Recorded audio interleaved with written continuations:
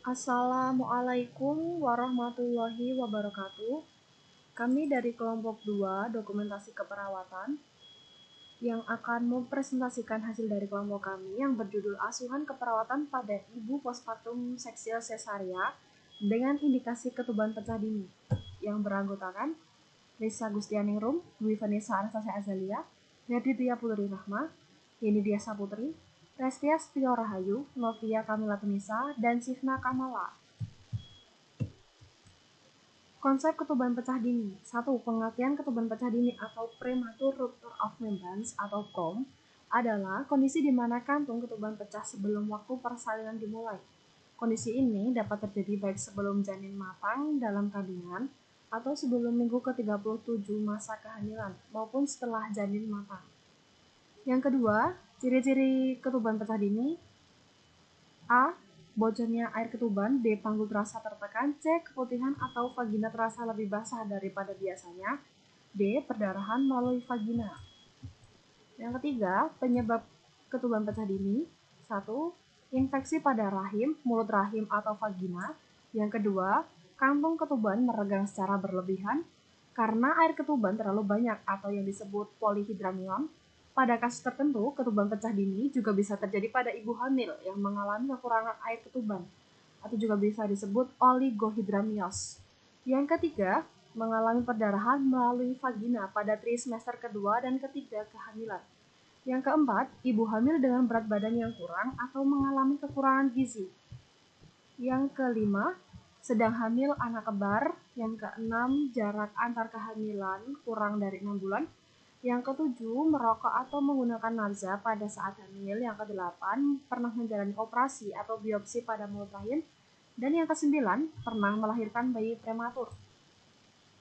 Asuhan keperawatan klien postpartum seksio sesaria atas indikasi ketuban pecah dini. Pasien berusia 35 tahun mengatakan hamil 38 minggu, mengeluh perutnya kencang-kencang dan keluar cairan jernih, kekuningan, bau khas pada pukul 7 satu kali. Setelah itu, oleh keluarga pasien dibawa ke RSUD Profesor Margono pada pukul 8 dan tiba di IGD pada pukul 9. Dikarenakan air ketuban sudah habis, agar bayi dan ibunya terselamatkan, disarankan oleh dokter untuk dilakukan seksio sesaria pada pukul 9.10.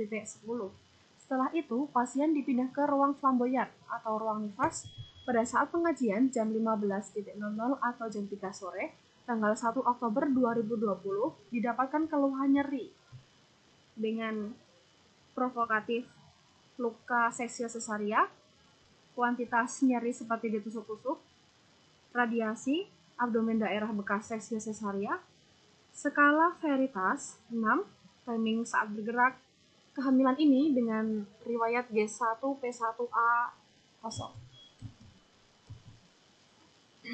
Pengajian.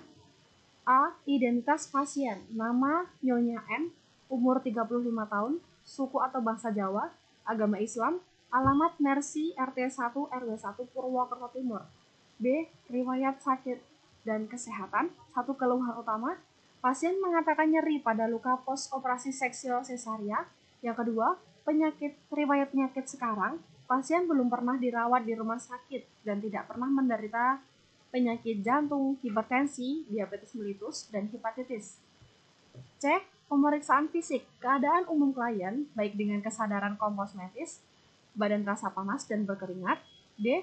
Tanda-tanda vital. Keadaan komposmentis, TTV, tekanan darah 120/80, nadi 102 kali per menit, nafas 20 kali per menit, dan suhu 38,7 derajat Celcius.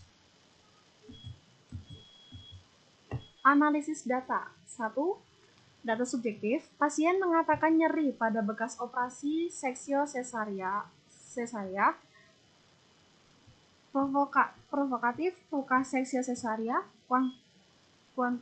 Kuantitas ditusuk-tusuk.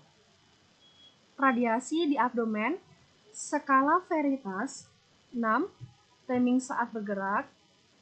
Data objektif. Keadaan komposmentis, tanda-tanda vital, tekanan darah 120/80, nadi 102 kali per menit, nafas 20 kali per menit. per menit, suhu 38,7 derajat Celcius. Wajah tampak menyeringai, terdapat luka balutan di abdomen, ada memar. Etiologi, ketuban pecah dini yang terjadi, seksio sesaria bisa mengakibatkan luka post seksio sesaria sehingga dapat terputusnya jaringan inkonuitas jaringan, pembuluh darah, dan saraf-saraf di sekitar insisi, sehingga dapat merangsang pengeluaran histamin dan menyebabkan nyeri akut. Problem nyeri akut.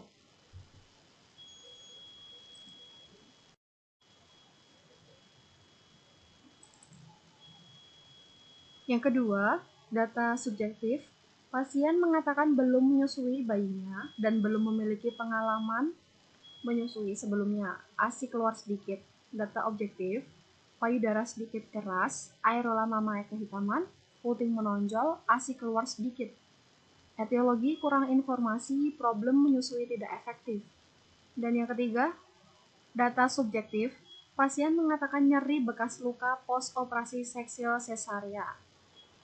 Data objektif, tidak ditemukan adanya pus dan tidak ada rembesan pada luka, tapi pada hasil laboratorium menunjukkan angka leukosit tinggi, yaitu 16,110⁻³ UL. Luka dibalut kasa kering vertikal kurang lebih 10 cm, bersih. Suhu 38,7 derajat Celcius. Etiologi trauma jaringan. Problem resiko infeksi. Diagnosa keperawatan. 1. Nyeri akut berhubungan dengan luka postpartum seksio sesaria, domain 12 kelas 1 kode diagnosis 00132. Yang kedua, ketidakefektifan pemberian ASI berhubungan dengan kurang informasi, domain 2 kelas 1 kode diagnosis 00104.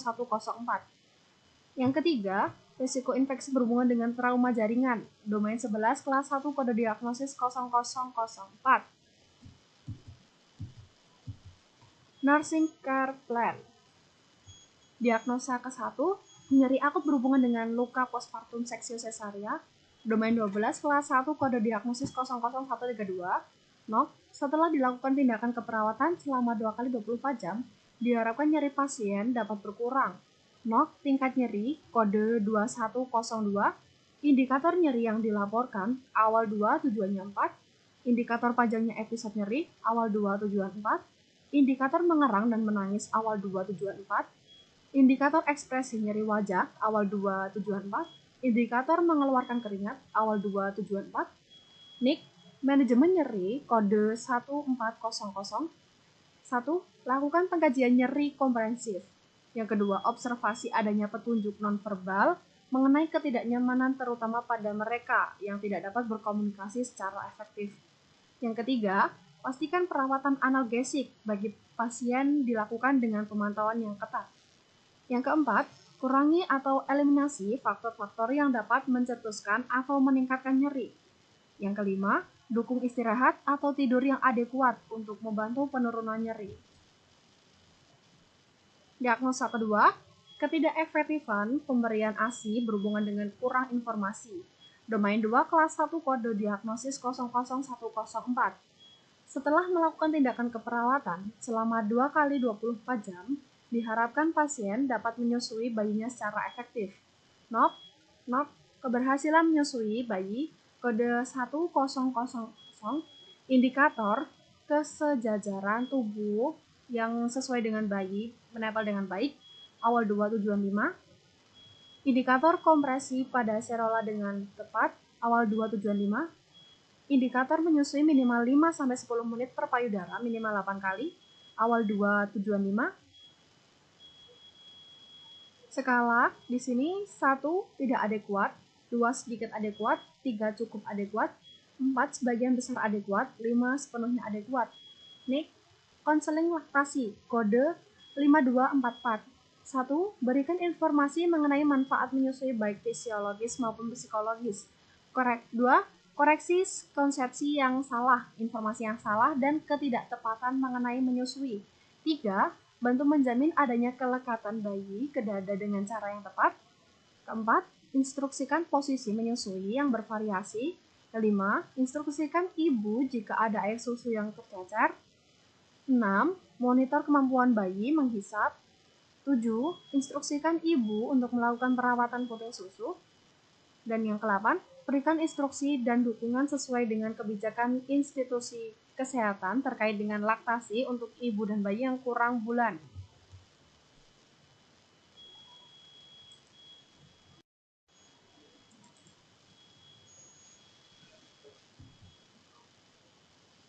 Diagnosa yang ketiga, risiko infeksi berhubungan dengan trauma jaringan, domain 11 kelas 1 kode diagnosis 00004.